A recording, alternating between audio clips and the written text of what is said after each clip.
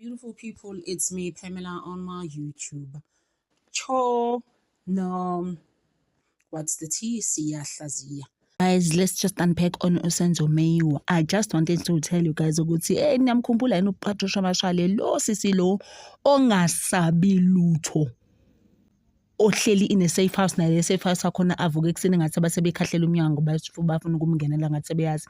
So she had to change a safe house 2 weeks ago. Usene YouTube channel yakhe. Ekumele guys ngithi vulani ama YouTube channel kubi out there. Vulani ama YouTube channels enu guys. Ngizoni support ngithe for a month I will just advertise you. I actually charge 350 min for advertising you. So that your YouTube channels look like mine. But ngoba you are my beautiful subbies. You're free for a month YouTube channel like will just take other directions. Ubovele ucomment and just let me know, or anyone you know ofuna ukuthi uyamsiza, you know, with the YouTube channel, because at the end of the day lana kule channel masusubuka kahle ne, like how we are helping the Meyiwas. We are helping everybody. Abantu fanele basizwe out there guys. Ama families ngale ngaphandle guys, there's a lot going on. uPatricia Mashale guys useqalile istory ayikhulumayo igaxa. Khona nje sinisigaxa sincanyane ngifuna ukunchazela ngaso ukhuluma ngalizi policemen that we actually say like SAPS employees laba ba right angidakhumbule SAPS ma right bani inkinga bo manje ngomakhubo kanje lo afika aqala lapha kaSenzo Meyiwa uhlezi ufuneka. So these police officers guys hayi gaxa sakhona. And each channel like it said with the paid promotion, I was just like our sisters in a day usuna 1,200 subscribers and maqeda lapho futhi usuna paid promotion. It's not paid promotion here. Who's paying you? Did she press the thing a paid promotion mistake ngihleke? Uthi igama lale officer warrant officer Bonginkosi Dlamini waboshelwa into angayazi years ago namanje akakaphumi nabanye because he didn't want to be corrupt, and ubheka icela uyasazi story sa this guy, and ubheka icela ibona babefihla ama deletion abantu. Imagine. And then ubrothers is like in a group, and that group that he was with le keep abantu abangekho right waboshwa nayo lo group. But asikho lapho today bengintshela nje ukuthi Patricia Mashale igaxa in her channel are crazy.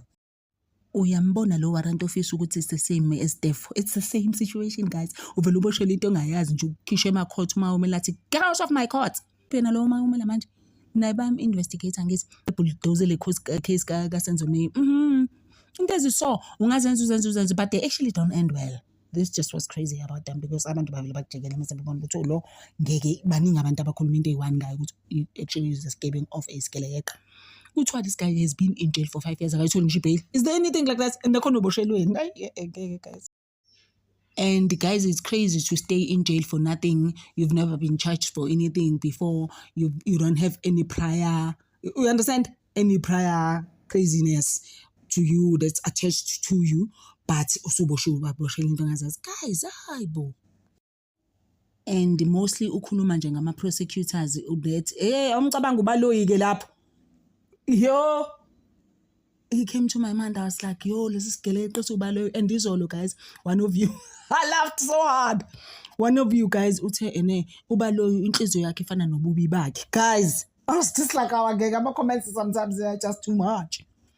Ubaloyi came to my mind when Patricia said it's about prosecutors abangekho right abafihla i-corruption bakhokhele bathola i-envelope. I was like, hey, khona nami ngimcabanga.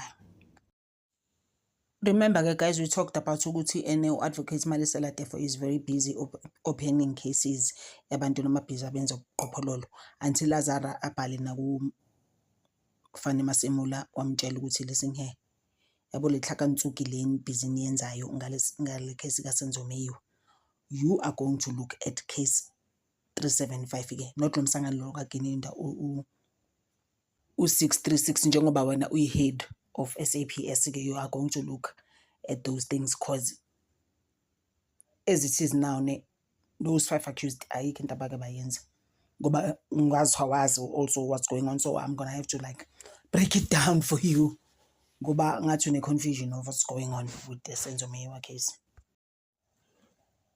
The fact that you're not necessarily taking note.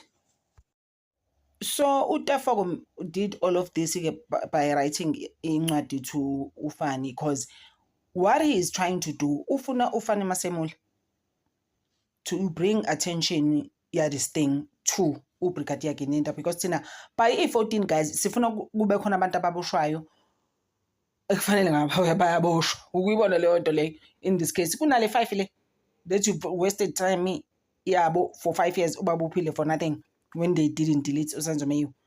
Uyabona ukuthi you need to look at the other things. Ufani Masemula guys has never looked at anything. You know, you feel good just as much as number head, but you are the head of SAPS. But what are you doing? Uyafana nje noKininda who's busy saying, I'm the lead investigator, but awukazo investigator next. Wavele nje wabopha abantu bengenzele lutho. And then you think it's funny. Kufana nalento lokuthi people are coming in and out of Phosphorus police station. What is that for? Ngoba kuthiwa noChiko futhi nomntana ke babonakele lapho Longotshwala having a heated argument outside the police station. Kwenzakalani khonani vele lapha ne-police station yase-Phosphorus is going on.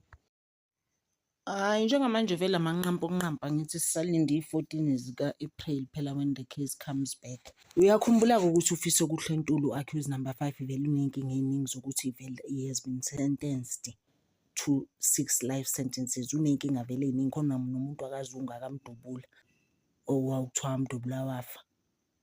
And ngiyazibuza ukuthi ngempela lo muntu lo kusho ukuthi vele ngaze aphuma ejele. This is why they pinning him kakhulu futhi angisi ngale case kaSenzo Meyiwe, cause Zungu chances are related nalo Zungu lo uAbsalom nobabakhe lo Zungu namanga kakhulu, wayekhuluma into engazwakali kodwa bebhizi beqamba amanga all these accused about 5. And uBrigadier Gininda waqamba amanga wathi eneyibona ababopha u-accused number 5 ngapha kuThembisa akazazi aboshwe yibona waboshwa uMakhubo lo muntu. Njobe usumbona-ke esegwetshwa lo 6 life sentences njengoba futhi esenembwa ngale kaSenzo Meyiwe. Hayi kodwa kaSenzo Meyiwe yena akazazi ayenze guys. Noma singahamba sibe bancane. kaSenzo Meyiwe yena akazazi ayenze. Yikho ngithi abona labantu laba futhi also into fanele u-understand why sila sikhona ngendaba kaZungu nobabakho Absalom is because labantu banezimpi zabo nje zangapha koNongoma ezingahlangene nje nathi. Wabuka kahle uGininda wathi lalela uZungu ngizomyuza ukuhlanganisa bonke labantu anginandaba. This is why sila sikhona. And into ka-accused number 5 worked out for uGininda noZungu cause angithi manje they like he was uFiso Kuhlentuli njalo accused number 5 was speaking to Kelly Khumalo prior to the arrangement yabo, le premeditation yabo ukuthi they premeditated this whole crime. Bakhuluma noKelly nge-15 before kwenzeke i-incident on the 26th of October. Into engekho yezwa, into engikho aphinda aqamba amangini athi wena wambopha ethembisa ukuthi uMakhubo owambophayo. So yabona accused number 5 vethu senkingeni futhi enkulu senkingeni. So yesime lapho guys for now. Thank you so much guys, nginithanda over.